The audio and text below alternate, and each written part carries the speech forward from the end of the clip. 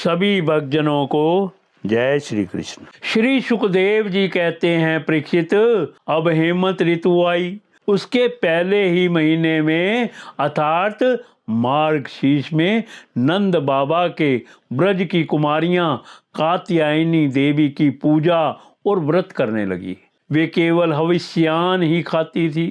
राजन, वे कुमारी कन्याएं पूर्व दिशा का क्षितिज लाल होते होते यमुना जल में स्नान कर लेती और तट पर ही देवी की बालुकामयी मूर्ति बनाकर सुगंधित चंदन, फूलों के हार, भांति भांति के नैवेद्य, धूप, दीप, छोटी बड़ी भेंट की सामग्री, पल्लव, फल और चावल आदि से उनकी पूजा करती। साथ ही हे कात्यायनी, हे महामाये, हे महायोगिनी, हे सबकी एकमात्र स्वामिनी, आप नंद नंदन श्री कृष्ण को हमारा पति बना दीजिए। देवी, हम आपके चरणों में नमस्कार करती हैं। इस मंत्र का जप करती हुई वे कुमारियां देवी की आराधना करती हैं। इस प्रकार उन कुमारियों ने, जिनका मन श्री कृष्ण पर निछावर हो चुका था, इस संकल्प के साथ 1 महीने तक भद्रकाली की भली भांति पूजा की कि नंद नंदन श्याम सुंदर ही हमारे पति हों। वे प्रतिदिन उषा काल में ही नाम ले लेकर एक दूसरी सखी को पुकार लेती और परस्पर हाथ में हाथ डालकर ऊंचे स्वर से भगवान श्री कृष्ण की लीला तथा नामों का गान करती हुई यमुना जल में स्नान करने के लिए जाती। एक दिन सब कुमारियों ने प्रतिदिन की भांति यमुना जी के तट पर जाकर अपने अपने वस्त्र उतार दिए और भगवान श्री कृष्ण के गुणों का गान करती हुई बड़े आनंद से जल क्रीड़ा करने लगी।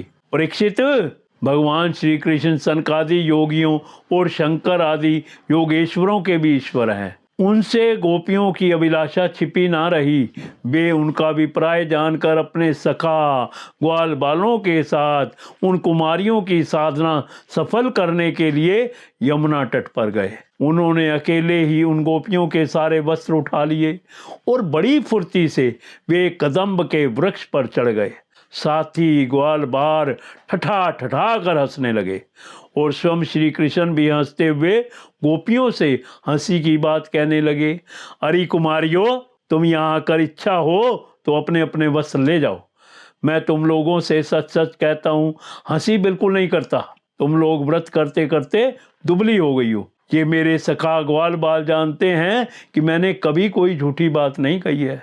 सुंदरियों, तुम्हारी इच्छा हो तो अलग अलग आकर अपने अपने वस्त्र ले लो या सब एक साथ ही आओ, मुझे इसमें कोई आपत्ति नहीं है। भगवान की यह हंसी मस्करी देखकर गोपियों का हृदय प्रेम से सराबोर हो गया।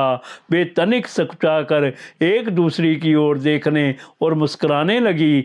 जल से बाहर नहीं निकली। जब भगवान ने हंसी हंसी में यह बात कही, तब उनके विनोद से कुमारियों का चित्त और भी उनकी ओर खिंच गया। वे ठंडे पानी में कंठ तक डूबी हुई थी और उनका शरीर थर थर कांप रहा था। उन्होंने श्री कृष्ण से कहा, प्यारे श्री कृष्ण, तुम ऐसी अनीति मत करो। हम जानती हैं कि तुम नंद बाबा के लाडले लाल हो, हमारे प्यारे हो। सारे ब्रजवासी तुम्हारी सराहना करते रहते हैं। देखो, हम जाड़े के मारे ठिठुर रही हैं। तुम हमें हमारे वस्त्र दे दो। प्यारे श्याम सुंदर, हम तुम्हारी दासी हैं।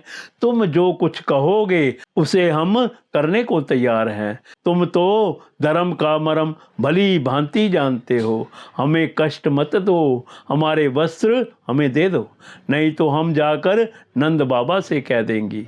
भगवान श्री कृष्ण ने कहा, कुमारियों, तुम्हारी मुस्कान पवित्रता और प्रेम से भरी है। देखो, जब तुम अपने को मेरी दासी स्वीकार करती हो और मेरी आज्ञा का पालन करना चाहती हो, तो यहाँ आकर अपने अपने वस्त्र ले लो। परीक्षित, वे कुमारियां ठंड से ठिठुर रही थी, कांप रही थी। भगवान की ऐसी बात सुनकर वे अपने दोनों हाथों से गुप्त अंगों को छिपाकर यमुना जी से बाहर निकली। उस समय ठंड उन्हें बहुत ही सता रही थी।